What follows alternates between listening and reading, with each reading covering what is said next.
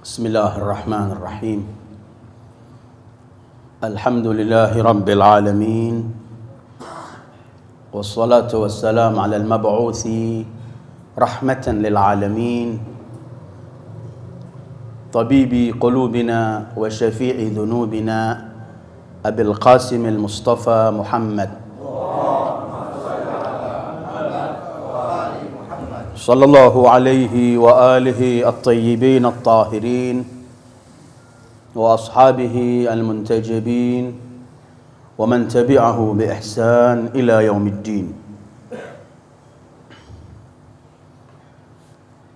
قال تعالى: أعوذ بالله من الشيطان الرجيم.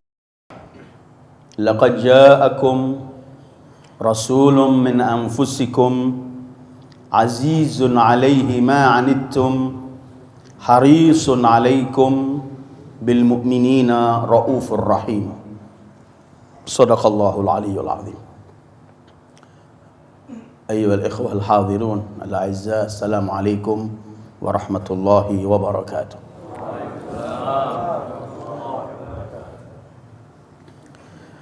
Alhamdulillah, kita dipertemukan lagi oleh Allah pada hari ini, malam ini.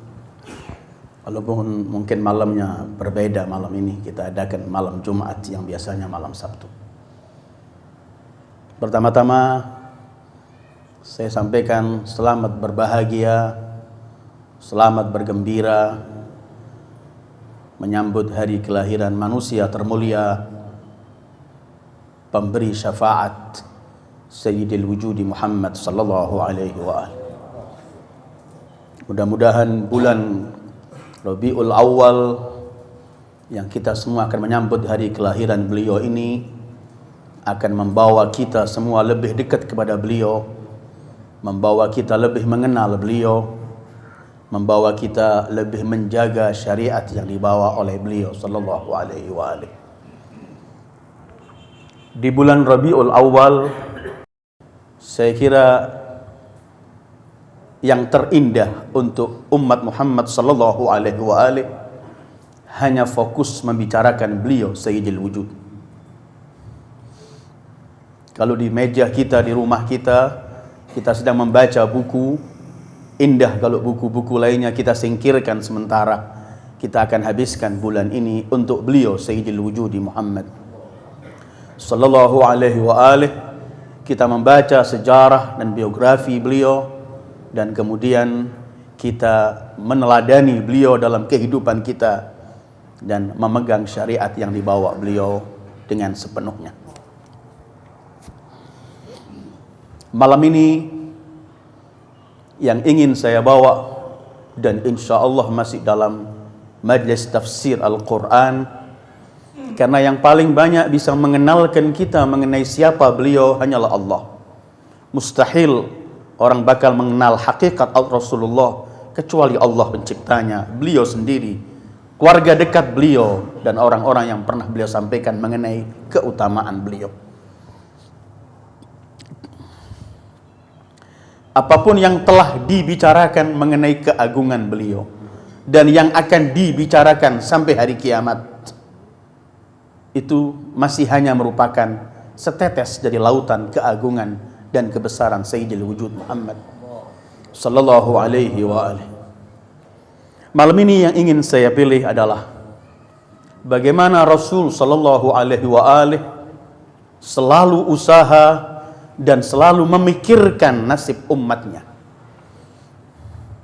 Malam ini saya ingin mengumpulkan beberapa ayat Al-Quran yang akan menampakkan kepada kita kebesaran rahmat yang Allah berikan kepada beliau.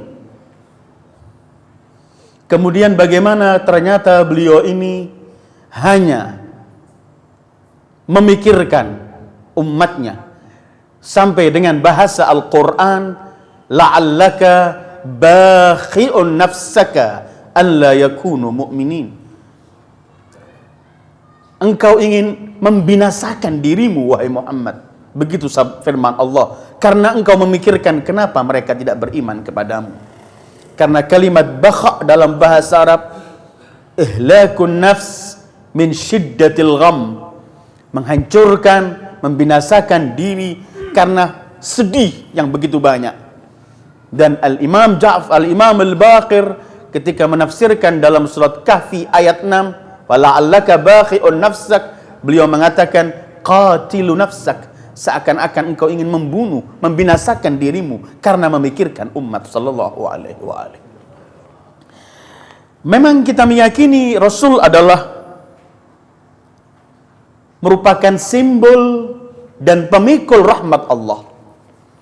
Tadi yang disampaikan firman Allah, "Wa ma arsalnaka illa rahmatan lil alamin." Artinya tidak ada yang dibawa oleh Rasul dari yang dihalalkan dan diperintahkan, dari yang diharamkan dan dilarang, kecuali semua itu karena rahmat, dan beliau tidak punya kecuali rahmat. Wa ma arsalnaka illa rahmatan lil alamin. Karena itu dikuatkan oleh sabda beliau ketika beliau menjelaskan kepada umat ini, ketika beliau bersabda sallallahu alaihi wa alihi, "Innama ana rahmatun muhda." Sesungguhnya aku hanya rahmat yang dihadiahkan Allah untuk kalian. Malam ini memang saya tidak akan membicarakan mengenai rahmat beliau secara utuh, dalam arti membicarakan mengenai segi-segi rahmat yang bagaimana yang dibawa beliau, rahmat itu jenis apa saja, tidak. Tapi yang ingin saya bawa malam ini justru bagaimana beliau selalu menyusahkan diri kadang-kadang dengan susah payah dan selalu memikirkan umat saja. Semua yang dipikirkan hanya umat. Dari kajian ini nanti kita akan keluar bahwa ternyata kita yang dipikiri ini, sudahkah karena pernah kita memikirkan Rasulullah, memikirkan Islam yang beliau bawa, memikirkan syariat yang beliau bawa sallallahu alaihi wa alihi wasallam. Ayat yang saya baca tadi, ayat yang amat populer. Kalau kita hadir di bulan Rabiul Awal di masjid-masjid, musalla-musalla, selalu kita mendengarkan ayat ini. Ayat ke-128 dalam surat At-Taubah. Saya akan lewat pada ayat ini per alinianya, tapi kemudian saya akan kembali hanya kepada dua. Azizun alaihi ma anittum dan harisun alaikum. Allah menyebutkan di sini, laqad ja'akum rasulun min anfusikum. Telah datang kepada kalian, ke tengah-tengah kalian, seorang rasul yang dari kalian sendiri. Bukan dari jin, bukan dari malaikat, tapi beliau dari manusia. Karena memang beliau diutus untuk umat manusia, untuk menjadi suri tauladan umat manusia yang ingin sampai kepada puncak kesempurnaannya, maka beliau adalah manusia. Walaupun perlu kajian tersendiri, entah itu kapan, tapi perlu kita nanti akan ada kajian mengenai basyariyah Rasul dalam Al-Quran.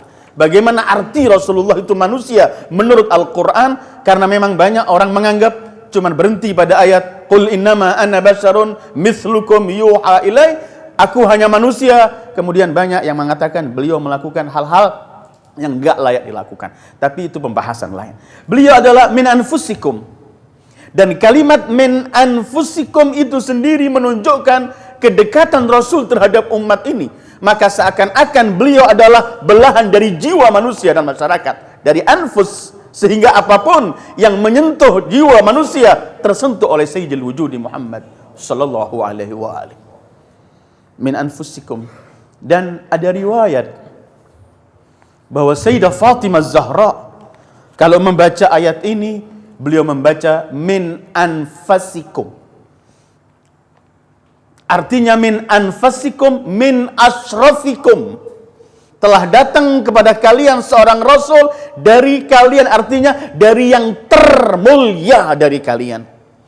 Karena itu Al-Imam Ali bin Abi Thalib pernah ketika Rasul baca ayat ini, beliau bertanya, pintu kota ilmunya, beliau bertanya, anfusikum ya Rasulullah, apa? Rasul kemudian menjawab, ketika Imam Ali bertanya arti min anfusikum, Rasul kemudian beliau bersabda, ana anfasukum nasaban wa sihran wa hasaba, laisa fiyya wala fi abai min ladun Adam sifah kulluha nikah. Aku adalah yang termulia di antara kalian, baik dari segi nasab, keturunan dan semuanya. Tidak ada dariku sampai kepada ayahku sampai Adam, semuanya adalah hubungan nikah yang sah, tidak ada yang di luar pernikahan. Dari mulai Abdullah sampai Nabi Allah Adam, semua adalah Rasul dijaga oleh Allah. Dalam ayat lain Allah menyebutkan, nara taqallubaka fis sajidin. Al-Imam Al-Baqir meriwayatkan ayat ini, beliau berkata, nara taqallubaka fis sajidin, artinya kita melihat semua keturunanmu, ayah sampai Adam, semua tergolong manusia-manusia yang sujud kepada Allah. Ana anfasakum nasaban wa sihran wa hasaba.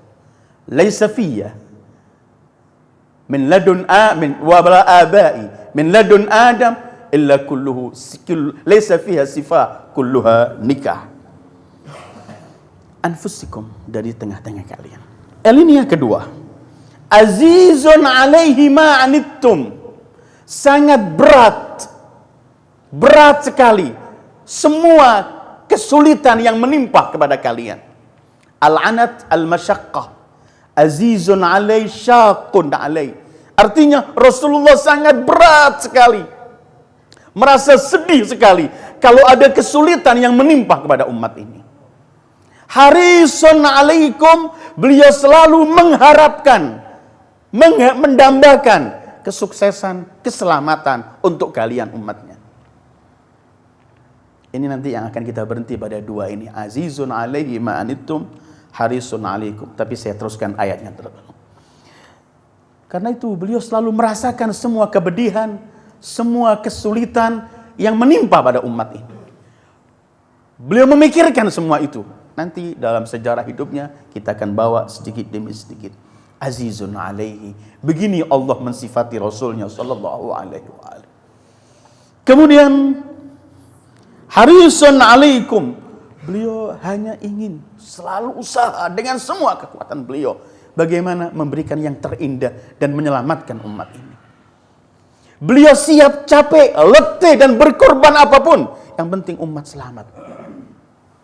Seperti seorang ibu, dia mau menghadapi apapun, yang penting anaknya hidup, yang penting anaknya selamat. Dan kesayangan Rasul terhadap umatnya jauh daripada kesayangan seorang ibu terhadap anaknya. Fa idza rahimta fa anta ummun aw abun hadzani fid dunya humar ruhamau. Pernah orang menggambarkan, kalau engkau sedang bersikap rahmat dan kasih sayang, engkau bagaikan ayah dan ibu, dan mereka berdua yang hanya memiliki cinta dan kasih sayang. Sementara Sayyidul Wujud di atas semua itu. Buktinya nanti di hari kiamat Allah menyebutkan, yauma yafirrul mar'u min akhi wa ummihi wa abi wa sahibatihi wa bani. Semua orang lari, ayah, anak, semua lari. Yang cuman bakal menyaut umat manusia yang berkata ana laha, cuman beliau Sayyidul Wujud Muhammad sallallahu alaihi wa alihi. Harisun alaikum bil mu'minina raufun rahim. Terhadap kaum mukminin beliau sangat kasih sayang. Tidak pernah Allah mengumpulkan dua namanya kepada siapapun kecuali kepada Al-Habibil Mustafa Muhammad sallallahu alaihi wa alihi. Karena dalam beberapa ayat seperti dalam Al-Baqarah 153 Allah berfirman, innallaha bin nasi la raufun rahim. Atau kita menemukan dalam ayat An-Nur 20, walaula fadlullah alaikum wa rahmatuhu wa annallaha raufun rahim. Rauf dan rahim ini kalau berpisah artinya satu. Rauf artinya rahmat, maha pengasih, rahim juga pengasih. Tapi kalau kumpul dua begini, maka memiliki arti berbeda. Mereka menyebutkan rauf itu adalah syiddatur rahmah. Puncak dari arti kerahmatan itu rauf. Sehingga ada yang menafsirkan begini dalam segi bahasanya. Orang kalau ingin memberikan kasih sayang atau sesuatu yang indah kepada seseorang, memberikan yang terbaik, yang menerima kebaikan dari kita itu biasanya kita melihat ada orang dalam menghadapi kesulitan. Kemudian kita ingin memberikan kepada dia kebaikan. Kita nggak akan memberikan langsung kebaikan pada dia. Karena kebaikan itu ketika dia masih dalam kesulitan tidak akan bernilai. maka kita akan menyelamatkan dia dari kesulitan terlebih dahulu, baru kita memberikan kebaikannya. Dan ini rauf begitu artinya. Rauf itu adalah salbu ma yadur. Sementara rahim adalah jalbu ma yanfa. Jadi didahulukan, dia akan mengangkat kesulitan, baru memberikan rahmat. Dan itu dalam Al-Quran banyak. Satu contoh, ketika Allah ingin menjelaskan orang yang sukses, hakikat sukses, benar-benar sukses dan selamat. Ketika Allah berfirman dalam surat Ali Imran, "Faman zuhziha 'anil nar wa udkhilal jannata faqad faz." Siapa yang diselamatkan, dijauhkan dari api neraka, ini rauf, diselamatkan bahayanya dulu. Wa udkhilal jannah, baru dimasukkan surga, faqad faza, sungguh dia telah beruntung. Atau kita membaca sifat Al-Quran dalam Al-Quran sendiri, wa nunazzilu minal qur'ani ma huwa shifaa'un wa rahmah. Quran syifa terlebih dahulu, mengobati yang sakit supaya hilang, baru merupakan rahmat. Sayyidul wujud disifati oleh Allah raufun rahim. Beliau yang mengangkat semua kesulitan terlebih dahulu, baru beliau memberikan semua rahmatnya. Dan ini enggak diberi oleh Allah dua sifat ini hanya untuk Sayyidul wujudi Muhammad sallallahu alaihi wa alihi. Ayyul ikhwah, ini kalau kita pergi membaca ayat ini, cuman yang akan kita bahas malam ini adalah azizun alaihi ma'anittum harisun alaikum. Sifat ini adalah sifat yang ingin kita kaji sedikit. Ini yang nampak besarnya rahmat Rasulullah di sini. Semua beliau rahmat. Rahmat dan kasih sayang, ramah tamah. Itu kadang-kadang kita lihat simbolnya memberikan kebaikan, menyodorkan kebaikan, memaafkan orang yang salah, mengiyakan orang yang nggak paham mengenai kebesaran beliau, diiyakan. Dan orang sudah merasa aman kalau sama Rasulullah ini, karena beliau nggak pernah marah untuk diri beliau. Kita semua masih ingat ketika Badui menarik serban beliau, waktu itu serban beliau agak kasar, sampai membekas merah ke leher beliau, ditarik. Kemudian dia teriak, "Ya Muhammad, kasihkan harta itu. Ini bukan hartamu, bukan harta ayahmu, bukan harta nenek moyangmu." Rasulullah senyum, dikasih kemudian. Setelah dikasih, Rasul berkata, "Kamu, kira-kira kamu akan saya balaslah. Kamu telah melukai aku. Kira-kira menurut kamu, aku akan membalas gak perbuatanmu ini?" Kata dia, "Pasti tidak." Senyum Rasulullah. Kenapa? Kata beliau sallallahu, kata orang itu, "Karena aku yakin kamu tidak pernah membalas kejahatan dengan kejahatan. Innaka la tujazi sayyi'a bis sayyi'ah." Sallallahu alaihi. Beliau memaafkan sallallahu alaihi wa alihi. Memberi, memaafkan, ini memang simbol rahmat. Tapi lebih nampak lagi rahmat beliau bukan cuma memberi kebaikan, bukan cuma menyelamatkan orang dari kesulitan, bukan cuma memaafkan, tetapi bersusah payah dan memikirkan sampai seakan-akan ingin membinasakan dirinya karena cuma ingin memberikan keselamatan pada umat. Ini yang ada pada Sayyidul Wujud. Azizun alaihi ma'anittum. Jadi bukan sekedar, dan dalam Al-Quran ada beberapa ayat yang akan saya baca. Pasti di Al-Quran banyak, mungkin saya akan lewat 5 berapa ayat. Yang mana ayat-ayat ini semua menunjukkan kepada kita bahwa bahasa Al-Quran membicarakan mengenai segi Rasul memikirkan umat ini adalah bahasa yang sampai mengatakan, kamu seakan-akan ingin membinasakan dirimu ya Muhammad karena memikirkan umat. Adakah puncak rahmat setinggi puncak rahmat ini? Sallallahu alaihi wa sallam. Ini ayat-ayatnya akan saya baca. Kemudian nanti baru kita akan melihat bagaimana sabda-sabda beliau dan yang beliau lakukan terhadap umat ini. Agar kemudian kita bisa melihat diri kita di mana kita di hadapan Sayyidil Wujudi Muhammad. Ayat pertama surat Asy-Syu'ara ayat 3. Allah berfirman, "A'udzubillahi minasyaitonir rajim. La'allaka bakhi'un nafsaka an la yakunu mu'minin." Seakan-akan kamu ini ingin membinasakan dirimu karena mereka enggak beriman kepadamu. Artinya Rasulullah sangat memikirkan kalau ada orang berpaling. Sementara kalau orang ikut beliau, enggak menambah kedudukan beliau di sisi Allah. Tetap kedudukan beliau manusia termulia. Tetapi beliau gembira kalau orang mengikuti beliau. Dan beliau sangat-sangat menekan dengan susah payah, dengan memikirkan yang sangat-sangat sekali kalau orang berpaling. Karena ini menunjukkan puncak kerahmatan beliau. Ada orang ingin supaya dia usaha supaya orang bergabung. Karena kalau ada orang bergabung dengan beliau, dia mendapatkan kekuatan, tambahan kekuatan. Tapi Rasul bukan itu. Kita membaca sejarah. Ada seorang Yahudi, Yahudi seorang pemuda yang sering datang ke Rasulullah dan beliau sering suruh-suruh orang itu pergi ke sana, pergi ke sini, dan digaji oleh Rasulullah. Beberapa waktu Rasulullah nggak menemukan dia, dicari oleh Rasulullah. Ditanyakan ke rumahnya, katanya beliau orang itu sakit. Beliau datang menjenguk. Dilihat ternyata pemuda itu dalam sakaratil maut. Dalam keadaan sakit yang parah. Rasul bisa melihat bahwa ini akhir kehidupannya. Rasul berkata kepadanya, sallallahu alaihi wasallam, ucapkan asyhadu an la ilaha illallah wa anni Muhammad Rasulullah agar kamu selamat. Anak itu enggak berani mengatakan, cuman melihat ayahnya. Kemudian diam lagi. Rasul belum putus asa. Kedua kali beliau tawarkan. Anak itu cuma melihat ayahnya, gak berani mengiyakan permintaan. Ketiga kali ayahnya sadar. Kata ayahnya, anakku terserah kamu. Kalau kamu mengucapkan silahkan. Kalau kamu mau mengikuti silahkan. Ketika ketiga kali ayahnya bilang begitu, spontan senyum anak itu dan mengucapkan kalimat syahadat dan langsung mati. Ketika mati kata Rasulullah pada ayahnya, minggir kamu, ini saya yang akan mengurusi semua jenazahnya.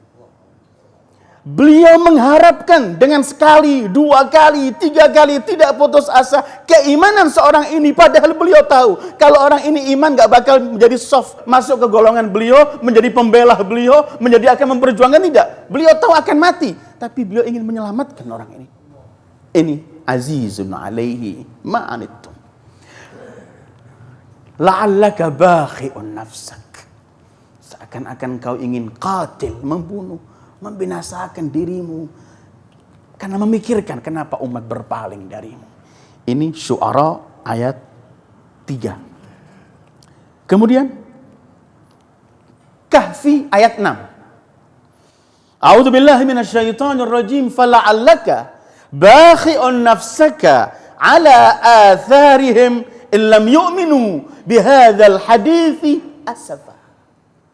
Kamu seakan-akan ingin membinasakan dirimu karena melihat mereka berpaling dan tidak mengiyakan apa yang dibawa oleh Al-Quran. Asafa, dengan penuh rasa sedih. Padahal tugas beliau kan wa ma 'alar rasuli illal bala. Sampaikan, selesai tugasmu ya Rasulullah. Fadzakir innama anta mudzakir lasta 'alaihim bimusaitir. Tetapi karena beliau simbol rahmat Allah, karena beliau pemikul rahmat Allah, beliau tidak mau begitu selesai. Tapi beliau memikirkan, ya bagaimana caranya supaya umat ini selamat. Fala'allaka bakhi'un. Al-Imam Baqir meriwayatkan fala'allaka bakhi'un ay qatilun nafsak. Seakan-akan engkau ingin membinasakan dirimu karena sedih. Orang kalau sedih itu kan berbahaya. Itu yang dilakukan Rasulullah sallallahu alaihi wasallam. Sedihnya itu memikirkan umat. Sedihnya karena beliau adalah orang yang cinta dengan kebaikan, menginginkan agar semua orang memperoleh kebaikan. Beliau tidak mau umat ini mendapatkan kesulitan. Karena itu salah satu sifat beliau dalam Taurat dan Injil adalah beliau nabi yang akan menyelamatkan, membuka semua belenggu-belenggu yang menyulitkan umat manusia. Kita membaca dalam surat Al-A'raf, alladzina yattabi'una ar-rasula an-nabiyyal ummi alladzi yajidunahu maktuban 'indahum fit Taurati wal Injil ya'muruhum bil ma'ruf wa yanhahum 'anil munkar wa yuhillu lahum at-thayyibat wa yuharrimu 'alaihimul khaba'ith wa yadha'u 'anhum israhum wal aghlal allati kanat 'alaihim. Dan yang kelima adalah meletakkan, mencabut semua belenggu-belenggu yang menyulitkan kepada umat ini. Itu beliau sallallahu alaihi wasallam. Fala'allaka bakhi'un nafsaka ala atharihim illam yu'minu bihadzal hadithi asaf. Ayat ketiga surat Fatir ayat ke-8. A'udzu billahi minasyaitonir rajim. Fala tadhhab nafsuka 'alaihim hasarat. Innallaha 'alimun bima yasnaun. Jangan kamu biarkan jiwamu, dirimu wahai Muhammad hidup dalam kesedihan terus. Allah Maha mengetahui apa yang mereka lakukan. Hasarat jamak al-hasra itu syiddatul gham, syiddatul huzun. Artinya Rasulullah sangat sedih sekali ketika melihat orang berpaling dari beliau. Sehingga Allah menyebutkan, jangan kamu biarkan dirimu begini berbahaya. Jangan kamu biarkan dirimu kamu hantui dengan kesedihan. Hasrah. Di mana letak kesedihan beliau? Beliau sedih, ada cahaya ditawarkan, orang menolak. Beliau sedih, beliau ingin mengangkat dan mementas dari semua kegelapan dan kehancuran, orang menolak. Beliau sedih karena beliau ingin mengangkat tinggi derajat manusia, tapi malah manusia hidup sudah nggak memiliki termometer yang benar, melihat yang batil hak, melihat yang mungkar ma'ruf jadi mungkar, dan semua terbalik. Beliau sedih karena orang berpaling dari beliau, artinya akan menghadapi kemurkaan Allah dan siksaan api neraka. Sementara Rasulullah tidak mau itu ada orang tersiksa, karena itu beliau hasarat, penuh dengan kesedihan. Fala tadhhab nafsuka 'alaihim hasarat. Ini ayat-ayat semacam ini dalam Al-Quran penuh takbir-takbirnya pun begitu, lafaz ayatnya. Jangan kamu seakan-akan membinasakan dirimu. Jangan kamu tumpuk kesedihan demi kesedihan karena mereka berpaling darimu sallallahu alaihi wa alihi. Ayat keempat bisa kita lihat dalam surat Luqman 23. A'udzu billahi minasyaitonir rajim. Wa man kafara fala yahzunka kufruh. Ilaina marji'uhum jami'a fanunabbi'uhum bima 'amilu. Innallaha alimun bidzatis sudur. Wahai pribadi mulia Sayyidul Wujud Muhammad yang kafir, yang menolak dakwahmu, jangan menjadikan kamu sedih karena itu, biarkan mereka. Artinya Rasul ternyata sedih. Fala yahzunka kufru.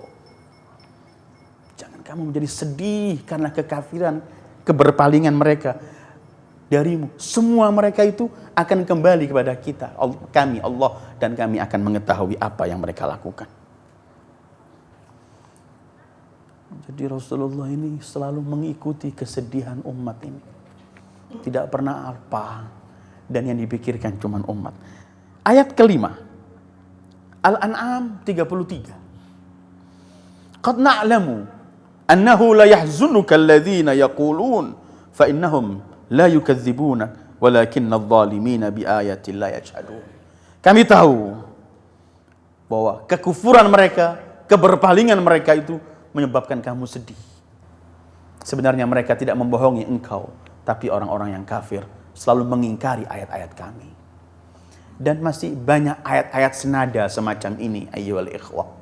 Yang kita ingin ambil kesimpulan adalah Rasul itu adalah puncak rahmat beliau adalah beliau tidak mau ada orang tidak memperoleh kebahagiaan dalam kehidupannya dunia sampai akhirat.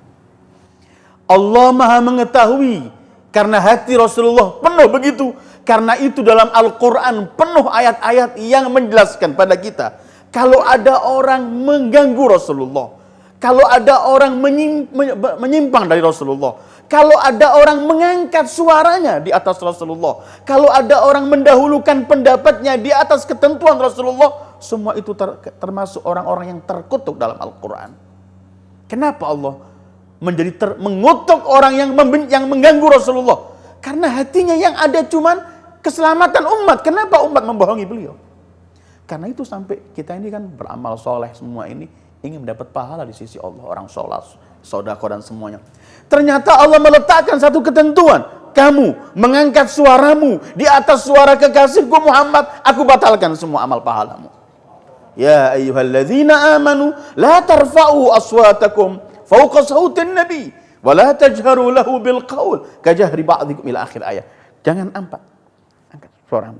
Kenapa? Antahbatu a'malukum wa antum la tash'urun. Karena mengangkat suaramu di atas suara Rasulullah akan kubatalkan, aku hapus semua pahala amalannya. Kenapa? Keterlaluan. Manusia ini tidak hidup kecuali memikirkan Anda. Kenapa Anda harus mengangkat suara di atas beliau? Rasul, puncak rahmat Rasul ini memikirkan umat. Cuman kita yang dipikirkan. Tapi di mana kita? Wallahu a'lam. Apakah kita yang dipikirkan Rasulullah ini juga pernah memikirkan Sayyidil Wujud Muhammad sallallahu alaihi wasallam?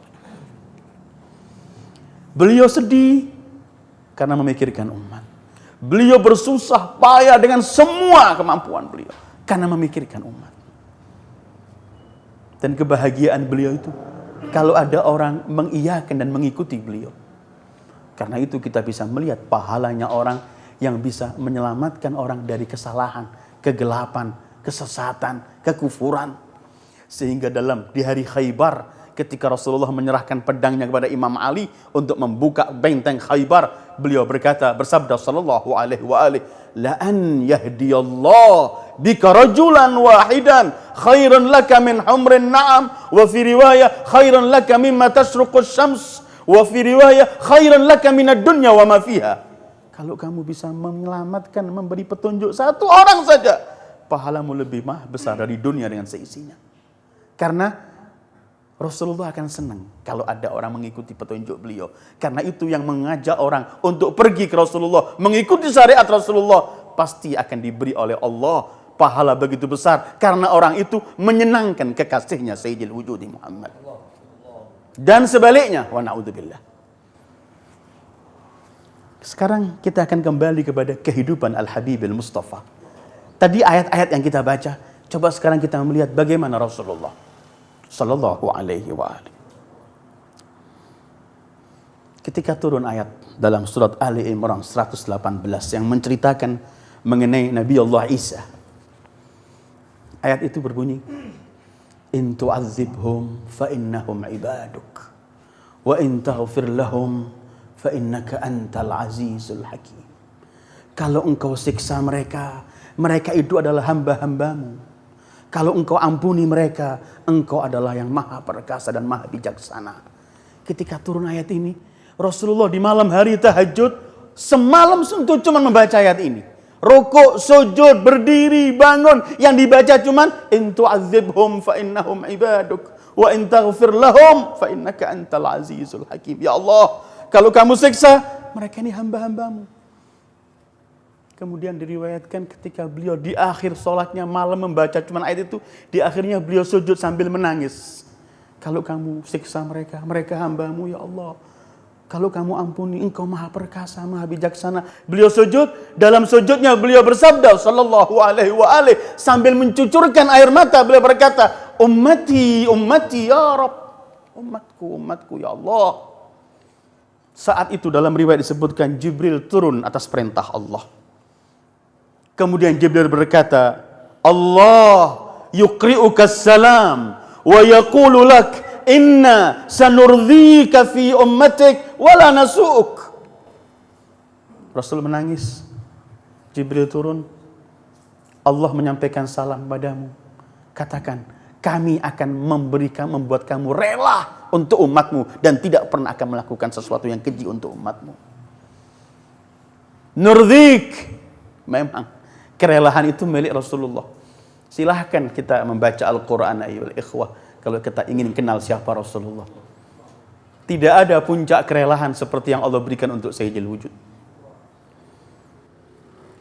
Ketika beliau hijrah masih menghadap ke arah Baitul Maqdis, beliau tidak melanggar dan tidak pernah menawar ketentuan Allah. Tapi beliau menginginkan Ka'bah ini adalah tempat kiblatnya. Beliau kadang-kadang mengangkat, menunggu. Dan beliau tahu akhirnya nanti pasti kiblat umat Islam adalah Ka'bah. Beliau menunggu wahyu itu.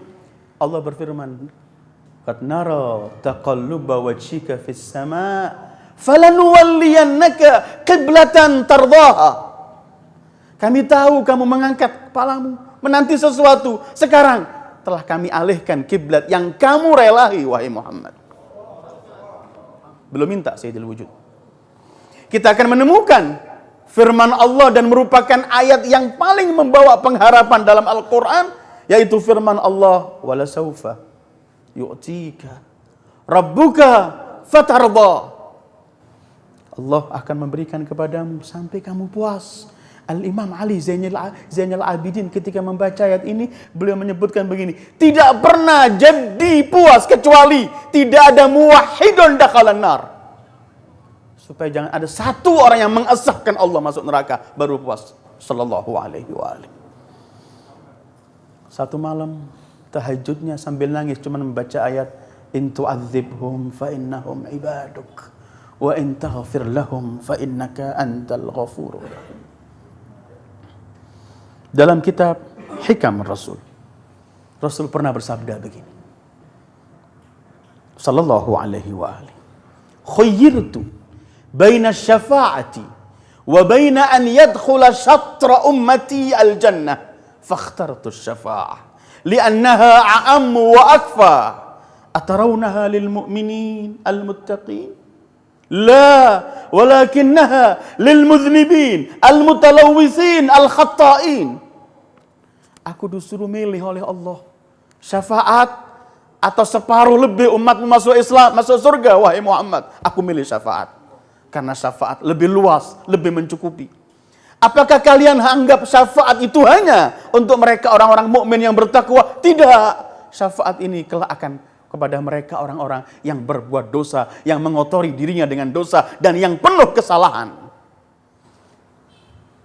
Kenapa Rasulullah milih syafaat? Yang jelas syafaat itu akan diberikan pada umatnya karena beliau lebih memikirkan umat ini. Bukankah kita membaca riwayat bahwa setiap Rasul diberi oleh Allah doa yang mustajab, dan setiap Rasul telah mengambil doa itu, kemudian beliau mengatakan, doa aku belum kuminta, iddakhartuha, aku tinggalkan kelak doa itu dan permintaan itu yaumal qiyamah untuk memberi syafaat umatku. Yang ada yang dipikirkan oleh beliau ternyata cuman kita. Dan ini akan kita lewat beberapa riwayat-riwayat mengenai beliau, bagaimana peduli beliau kepada umat. Dalam kitab yang sama, Hikam Rasul, Rasul pernah bersabda sallallahu alaihi wa alihi, Sa'altullah an yaj'ala hisaba ummati ilayya. Sallallahu alaihi wa alihi. Sa'altullah an yaj'ala hisab ummati ilayya li'alla taftadhiha indal umam. Fa'auha Allah azza wa jal ilayya, ya Muhammad, ana uhasibuhum. Fa in kana minhum zallatan satartuha anka li'alla taftadhiha indak. Aku minta, kata Rasulullah, kepada Allah agar hisab umatku ini aku sendiri yang menghisab, supaya enggak nanti ada dipermalukan oleh umat-umat lain kalau ada kesalahan. Aku minta agar aku yang menghisab umat ini. Tapi kemudian Allah mewahyukan kepadaku, Muhammad, tidak. Aku yang menghisab mereka. Kalau ada kesalahan dari umatmu, akan aku tutupi supaya tidak tercemar di hadapan umat yang lain. Allahumma salli ala Muhammad. Jadi semua ini kembalinya kepada umat. Tinggal kita akan melihat sebentar lagi kemana di mana kita ini sebenarnya di hadapan Rasulullah. Li'alla tafdah, supaya tidak rasa malu di hadapan umat yang lain. Bahkan ada hadis Rasul pernah bersabda dalam Al-Qab, kitab Al-Qab Rasul, "Idza aradallahu al-hasra wan nasr, amara Jibril an ya'ti ila qabri fayunadini fayaqulu ya Ahmad, ya Muhammad, ya Abul Qasim, ya Sayyidal Mursalin, falam yasma' minni jawaba." Kata Rasulullah, nanti kalau Allah sudah ingin memulai padang mahsyar, pentas padang mahsyar akan dimulai, Allah mengutus Jibril untuk pergi ke kuburanku dan memanggil aku. Jibril datang memanggil aku, wahai Ahmad, wahai Muhammad, wahai Abul Qasim, wahai penghulu seluruh para nabi, wahai makhluk Allah yang paling mulia. Kata beliau, falam yasma' minni jawaba, tidak mendengarkan jawaban sama sekali dariku. Akhirnya Jibril berkata, ya Rabb, anta alim wala yu'allam. Kamu maha mengetahui, tidak perlu ku sampaikan. Aku telah panggil sebagaimana perintahmu, tapi enggak mendapatkan jawab dari Muhammad.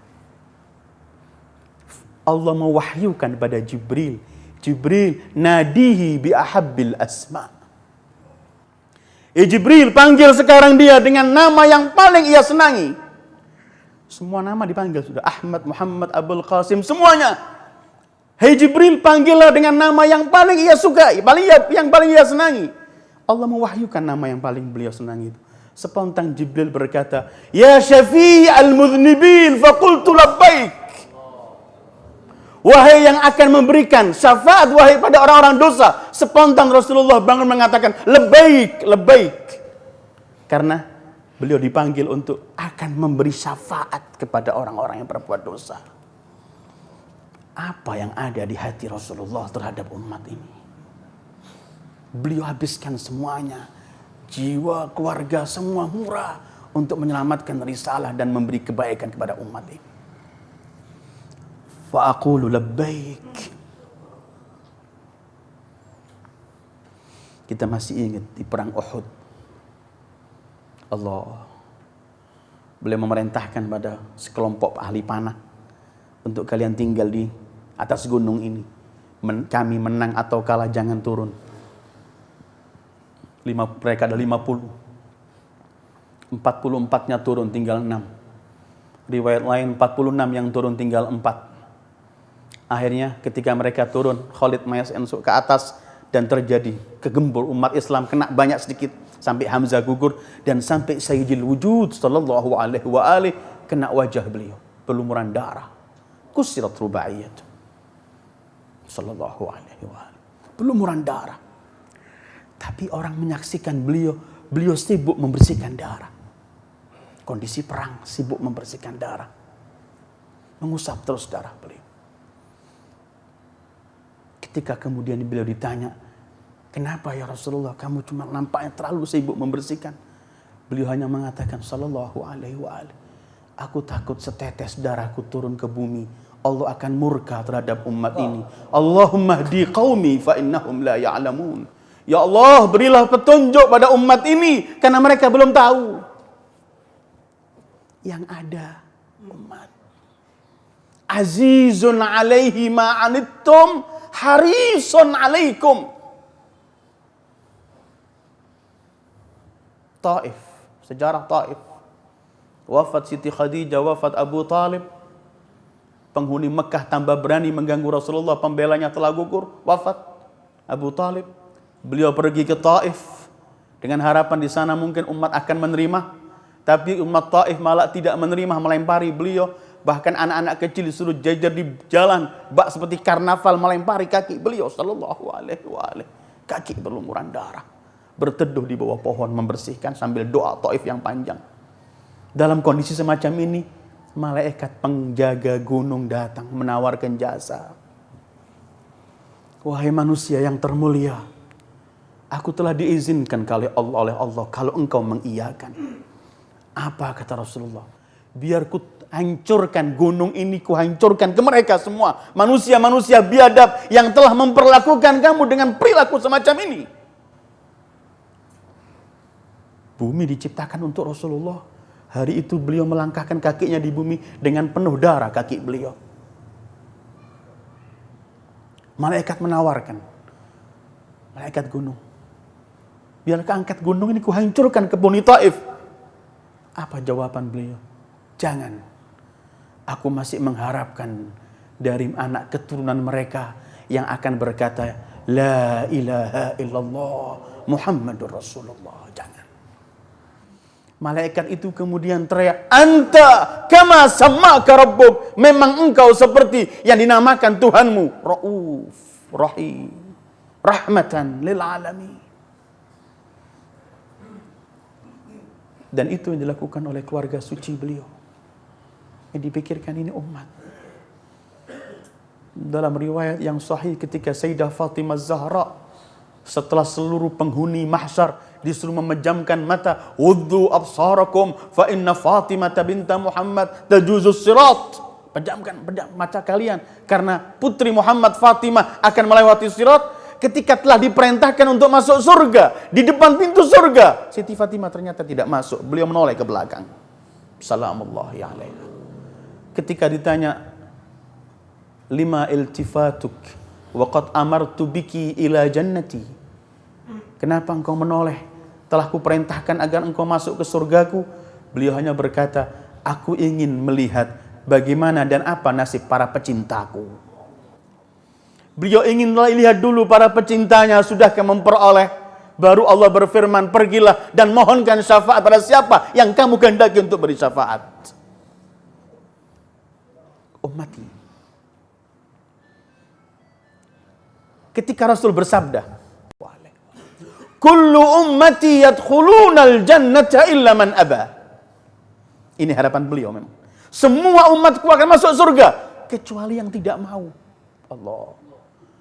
Jadi para sahabat tanya, qila wa man ya'ba ya Rasulullah? Siapa yang enggak mau surga? Qala man ata'ani dakhalal jannah.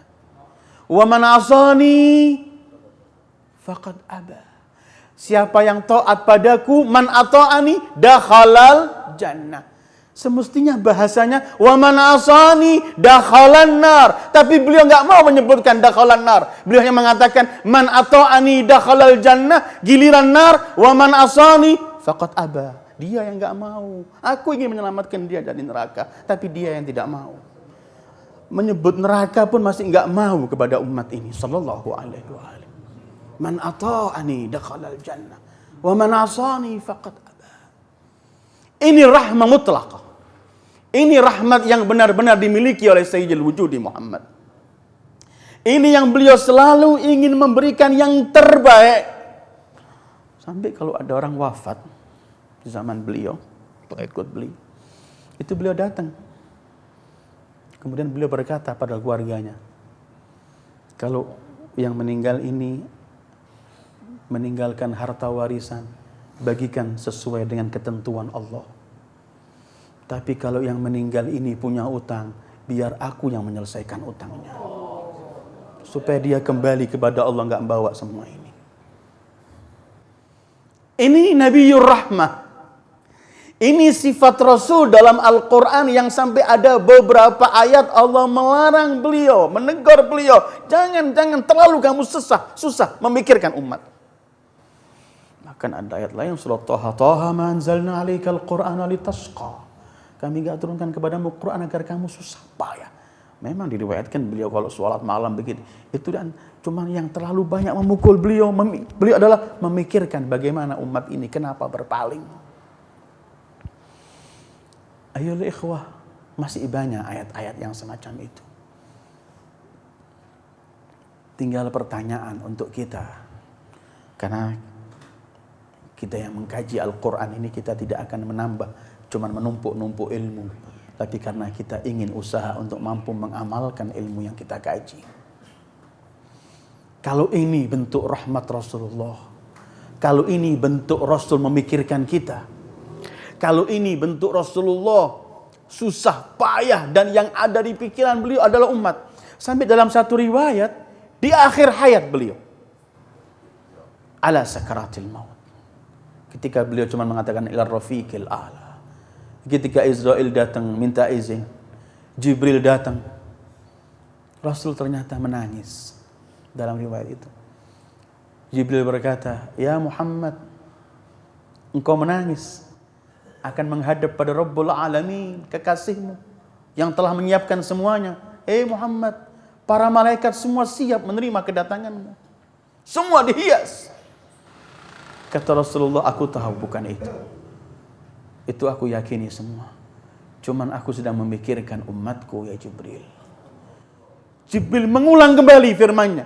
Allah, ya Muhammad, bukankah Allah memberikan kepadamu wala saufa yu'tika rabbuka fatarda?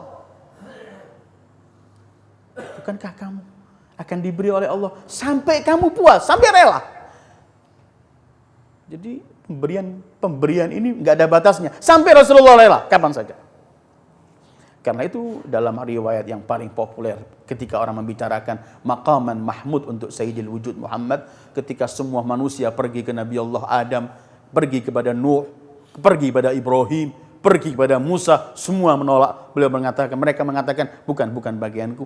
Ketika mereka pergi kepada Nabi Allah Isa, Ruhullah, Isa cuma berkata, "Alaikum bi Muhammad khatamin nabiyyin." Bukan bagianku, pergi ke Muhammad khatamin nabiyyin. Umat ini ketika datang pada umat kelak di hari kiamat, ketika datang, kepada Sayyidul Wujud, beliau hanya berkata, "Ana laha, ana laha, ana laha." Ini memang bagianku. Kemudian beliau cuma sujud. Sujud yumajjidullah wa yusabbihullah, sujud gak diangkat sampai mendapatkan khitab dari Allah, "Ya Muhammad irfa' ra'sak wasal tu'ta washfa' tushaffa." Baru beliau angkat kepala. Muhammad, angkat kepala, minta dikabulkan, mohonkan syafaat, semua syafaatmu diberikan. Ini Sayyidul Wujud.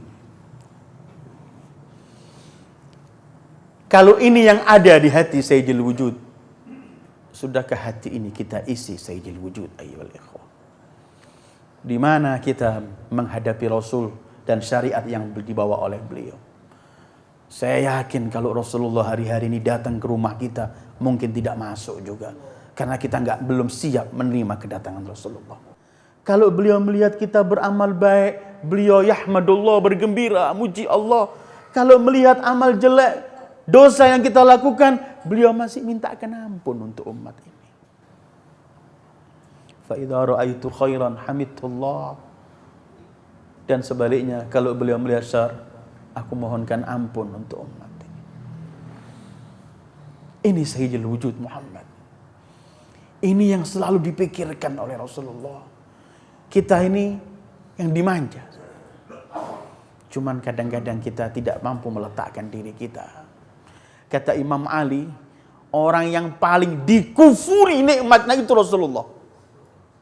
Kemudian Ahlul Bait, dan kemudian para kaum mukminin yang salihin. Selalu nikmat mereka dikufuri. Umat ini membantai, membuang syariatnya, menginjak-injak syariatnya, membantai titipan beliau, wasiat-wasiat Rasul untuk keluarga. Banyak hal mereka hancurkan. Mukaffar. Imam Ja'far diriwayatkan kalau disebut nama Muhammad sallallahu alaihi wasallam, beliau kadang-kadang menundukkan kepalanya sampai ke bawah, sampai berkata Muhammad, Muhammad, Muhammad. Kemudian ketika mengangkat kepala beliau mengatakan, "Bi nafsi, bi ummi, bi abi, bi itrati, bi qaumi. Ajaban lil Arab, kaifa la yahmiluna ala ru'usihim. Wallahu yaqul, kuntum ala syafa hufratin minan nar fa anqadhakum, wallahi bi rasulillahi unqidhu." Beliau kok menyebut nama Muhammad, langsung memanggil demi jiwaku, ibuku, ayahku, keluargaku, semua yang kau miliki, tebusan untuk Rasulullah. Heran aku melihat orang Arab. Kenapa enggak mengangkat kami di atas kepala mereka? Bukankah Allah berfirman, kalian dulu di jurang api neraka, kemudian diselamatkan oleh Allah. Demi Allah, kata Imam Ja'far, hanya dengan Rasulullah mereka diselamatkan. Tapi mukaffar, dikufuri nikmat Rasulullah. Kita lebih baik memilih hal-hal yang bukan dari Rasulullah. Kadang-kadang malah kita sakiti Rasulullah. Kita jauh. Ayyul ikhwah, Rasul yang dipikirkan adalah keselamatan umat ini. Dan ini yang kemudian dilakukan oleh mereka, penerus-penerus Rasulullah, ketika hanya ingin keselamatan umat. Tahukah di padang Karbala, Imam Husain menangis. Menangis dengan deras air matanya. Ketika ditanya, "Kenapa ya Aba Abdillah kamu menangis?" "Demi Allah, aku enggak menangisi diriku dan apa yang akan terjadi padaku dan keluargaku. Aku menangisi mereka itu. Mereka akan mendapat kemurkaan Allah karena mereka memerangi aku." Yang dipikiri mereka yang akan memerangi beliau sallallahu alaihi. Karena itu perlu kita mengkaji apa yang disenangi Rasulullah untuk kita berikan. Tanda setidaknya kita ingin melakukan sesuatu, membalas, dan mustahil mampu membalas kebesaran Rasulullah dan kebaikan Rasulullah. Gak mampu, sama sekali gak mampu membalas, sama sekali. Cuman sedikit yang kita berikan itu Rasulullah. Pada pertemuan yang awal sekali ketika kita membicarakan kebaikan dalam Al-Quran, bukankah kita pernah bawa riwayat ketika turun firman Allah, "Man jaa bil hasanah falahu khairun minha." Siapa yang datang melakukan perbuatan baik, maka dia akan memperoleh jauh kebaikan, lebih baik dari kebaikan itu. Rasulullah angkat tangan, "Rabbi zidni," tambah ya Allah, tambah. Turun firman Allah, "Man jaa bil hasanah falahu asyru amsalihha." Siapa yang melakukan perbuatan baik, baginya 10 kali lipat. Masih angkat tangan Rasulullah, "Rabbi zidni, tambah." Rasulullah minta tambah untuk siapa? Untuk beliau. Untuk umat. Karena yang ada cuman kita. Yang ada di benak Rasulullah cuman kita. Sekarang di sini tempat pengajian ini tidak ada yang lebih pandai. Semua di sini sama, kita semua di hadapan Rasulullah. Saya akan berkhitab untuk diri saya pasti lebih dahulu, yang paling rendah dia. Cuman kita ingin mulai menghitung diri kita. Porsi yang kita berikan dalam kehidupan untuk Rasulullah dengan untuk yang lain. Pasti dalam kehidupan kita sekarang ini lebih banyak untuk selain Rasulullah. Hidup kita untuk Rasulullah sangat sedikit. Sangat sedikit. Kita masih mampu meluangkan waktu berjam-jam, bersaat-saat untuk hal yang gak ada hubungan sama Rasulullah. Kita masih mampu mengeluarkan harta begitu banyak yang tidak ada hubungan sama Rasulullah, bahkan menyakiti Rasulullah. Tapi jarang kita memberikan sesuatu untuk Rasulullah. Padahal itu beliau. Di dunianya ingat kita, di akhiratnya ingat kita, di semuanya cuman ingat umatnya. Tapi umat selalu yang mengkufuri Rasulullah. Ya'rifuna ni'matallah thumma yunkiruna. Mereka mengenal nikmat Allah yang besar itu. Ayyuhal ikhwah, kita ingin mulai menata kehidupan kita kembali pada Rasulullah. Jangan sampai kita menyakiti Rasulullah. Karena kita akan menatap wajah Rasulullah. Kita akan minta syafaat Rasulullah. Enggak ada yang kita andalkan dalam amalan hidup kita ini apa? Sholat kita ya semacam ini. Sedekah, puasa kita ya semacam ini. Mungkin kita masih banyak ingin dipuji orang. Mungkin sholat kita takbir hilang. Gak lagi fokus kepada Allah, rakaatnya berapa kita lupa. Mungkin amalan kita tidak ada yang kita andalkan sama sekali. Kita cuma mengandalkan syafaat Rasulullah. Tapi kalau kita gak mengenal Rasulullah, kalau kita gak mampu memberikan yang disenangi Rasulullah, bagaimana kita dengan sesama kita? Kita dengan orang tua kita? Kita dengan istri kita atau istri dengan suaminya? Dengan anaknya? Sudahkah kita memberikan yang terbaik? Bahkan kadang-kadang orang ini mampu berbuat baik keluar, di dalam belum mampu memberikan yang terbaik. Imam Ali pernah wasiat kepada putranya Hasan, "La yakunanna ahluka ashqal khalqi bik." Jangan sampai keluargamu orang yang paling menderita darimu. Di luar kita dihormati orang, sopan, santun, dermawan, baik. Tapi di rumah gak mampu memberikan yang terbaik. Kadang-kadang hal-hal yang dibawa Rasulullah kita balik. Kita kadang-kadang lebih terpukau dengan apa yang dibawa oleh Barat. Seakan-akan Islam ini ketinggalan. Seakan-akan manusia yang paling memikirkan kita itu gak tahu nasib kita di abad ke-20, abad 21, abad 30, abad 40. Padahal beliau telah membawa konsep untuk sepanjang kehidupan yang terlengkap dan terindah. Tapi kita lebih memilih, lebih terpukau kita, lebih akan surprise kalau melihat kita ini sudah asing dengan Islam kita. Asing. Kita sadar atau tidak bagaimana asing kita terhadap Islam ini? Kadang-kadang tanpa sadar kita berkata, kalau kita ada janji sama orang, ketemu nanti jam 7 di tempat ini. Jam 7 betul kita ketemu, kita akan berkata, kamu seperti orang Barat, tepat waktunya. Nggak ada. Tepat waktu itu milik kita, Islam. Tapi karena sudah lamanya kita nggak punya Islam, kita tinggalkan. Sampai terpukau. Kita melihat sesuatu yang bersih, bersih sekali. Seperti rumah sakit Kristen. Nggak punya kebersihan, yang punya kebersihan Islam. Cuman kita terlalu lama ketinggalkan Islam. Sehingga kita cuma terpukau dengan yang sana. Sementara Sayyidul Wujud yang datang dengan semua konsep ini, yang memikirkan kita, yang susah payah semua berjuang untuk umat, telah bawa konsep, kadang-kadang kita acaukan, kita milih yang lain. Tanpa sadar kadang-kadang. Cuman jauhnya kita dari Rasulullah. Jauhnya kita dari Rasulullah. Sehingga sudah tidak ada lagi. Sering saya sampaikan dalam beberapa acara ceramah-ceramah di luar, khususnya di hari-hari Maulud, yang mungkinnya nggak layak untuk tempat ini, cuman saya sering sampaikan di sana. kita lebih apal detail pemain bola. Makanan favoritnya, baju warna senangannya, nomor sepatunya, nomor kaosnya, segala macam. Gak dosa ya, gak dilarang, silahkan. Cuman kita apal detail semuanya. Tapi siapa Sayyidul Wujud? Kita lebih apal semua selebritis. Wah, lengkap, detail. Disuruh bicara 3 jam, selengkap. Dengan nasab-nasabnya, dengan makanan favoritnya, bajunya, nomornya, semua. Enggak, silakan. Mereka itu nggak pernah mengkiri kita, apalagi di akhirat. Di dunia nggak mikiri kita. Anak kita sekolah apa nggak bisa sekolah, sakit nggak bisa berobat, nggak pernah kenal. Tapi porsi untuk mereka lebih banyak. Untuk Sayyidul Wujud jarang. Kapan kita duduk berkata pada keluarga kita, ini bulan Rabiul Awal. Ayo coba kita baca 1-2 hadis Rasulullah. Ayo kita letakkan di rumah kita perpustakaan buku-buku untuk Rasulullah. Kapan kita punya waktu? Ini yang kita ingin menggugah diri kita masing-masing. Bagaimana kalau kita telah mengetahui begitu Rasulullah memikirkan kita, ayo kita nggak ingin menjadi orang yang durhaka, diberi segalanya, tapi nggak pernah membalas apapun oleh Rasulullah. Padahal Rasulullah kalau kita berikan sesuatu sedikit, beliau akan menghargai sedikit dari kita itu, karena beliau memang mengajarkan kepada kita melalui riwayat cucunya Al-Imam Ridha, salah satu tanda orang berakal itu ialah kalau dia berbuat baik untuk orang lain sebanyak apapun, dianggap kecil. Tapi kalau orang lain berbuat kepada dia sekecil apapun, dianggap besar, karena ingin membalas baik orang tersebut. Karena itu orang dulu mengajari kita, kalau kamu memberi orang, jangan cita-cita sama orang lain, biar antara kamu sama Allah.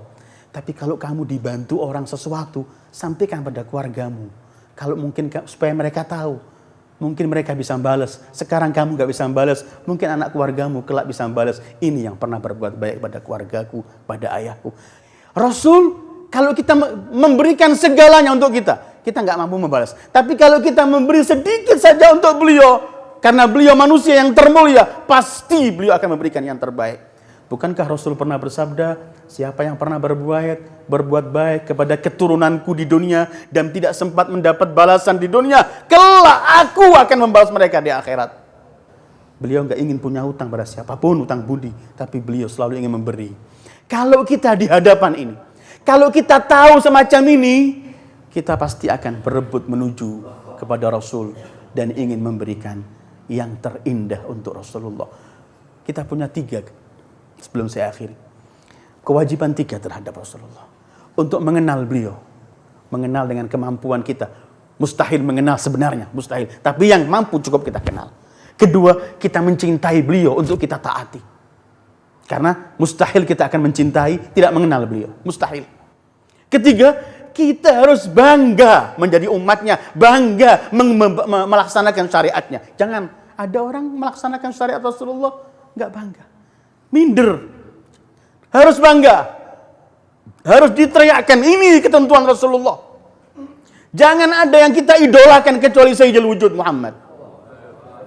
Di tengah-tengah sekarang umat mengidolakan kanan, kiri dan semuanya, lupa manusia yang paling berjasa kepadanya. Salman Al-Farisi, yang disebut oleh Imam Ja'far Salman Al-Muhammadi. Ketika dia duduk, ada mulai beberapa orang tanya, ala tuhadithna an aslik. Tidakkah kamu beritahu siapa si asal usulmu ini Salman? Ingin mengejek dia. Dia orang aja, Buddha asalnya, macam-macam. Berkali-kali, ayo siapa kamu ini sebenarnya? Akhirnya Salman, tanafas as-su'ada. Mengangkat berat nafasnya, beliau berkata, kamu tanya siapa aku? Dengarkan. Kuntu dhallan fahadani Allah bi Muhammad. Kuntu ailan fa'aghnani Allah bi Muhammad. Kuntu wadhi'an fasyarrafani Allah bi Muhammad. Hada hasabi wa nasabi. Aku adalah orang yang sesat, memperoleh petunjuk karena Muhammad. Aku adalah orang yang miskin, memperoleh kekayaan karena Muhammad. Aku orang yang hina, menjadi mulia karena Muhammad. Ini aku, kalau kalian ingin tahu siapa aku. Yang ada cuma Muhammad sallallahu alaihi wasallam. Karena itu ketika beliau setelah Rasul wafat, beliau di Baghdad makan dengan budaknya. Baghdad kota metropolitan saat itu. Kurmanya jatuh oleh Salman, dilihat bersih, diambil, dibersihkan. Budaknya teriak, malu budaknya, gengsi. Salman, di Baghdad, kota semacam ini, barang jatuh kamu ambil, jangan. Budaknya yang teriak. Apa kata Salman sambil membersihkan kemudian makan? A'atruku sunnata habibi lihaula'il humaqa. Akankah ku tinggalkan sunnah kekasihku Muhammad cuman karena tidak enak dengan mereka orang-orang dungu? Bangga. Ini perlu bangga. Jangan kita sekarang nggak membanggakan Rasulullah. Malah kita akhirnya sekarang ini dengan perilaku kita menyedihkan Rasulullah. Nampak Islam yang tidak indah, nampak hal-hal perbuatan yang tidak indah, kita menyemari nama indah Sayyidul Wujud Muhammad sallallahu alaihi wa alihi. Ayyuhal ikhwah, itu kajian kita malam ini. Sekali lagi selamat berbahagia, selamat menyambut hari kelahiran Rasulullah. Mudah-mudahan kita sebelum wafat di dunia ini, di akhir hayat kita, di antara menitan husnul khatimah atau su'ul khatimah dalam sakaratul maut, kita ingin melihat wajah suci Rasulullah untuk bekal kita menuju ke alam akhirat. Dan kemudian kita berharap kelak di akhirat kita mampu menghadap Rasulullah, mencium tangan suci Rasulullah yang begitu harum, dan kemudian memohon syafaat beliau. Wassallallahu ala khairi khalqi Muhammad wa alihi ajma'in. Wassalamualaikum warahmatullahi wabarakatuh.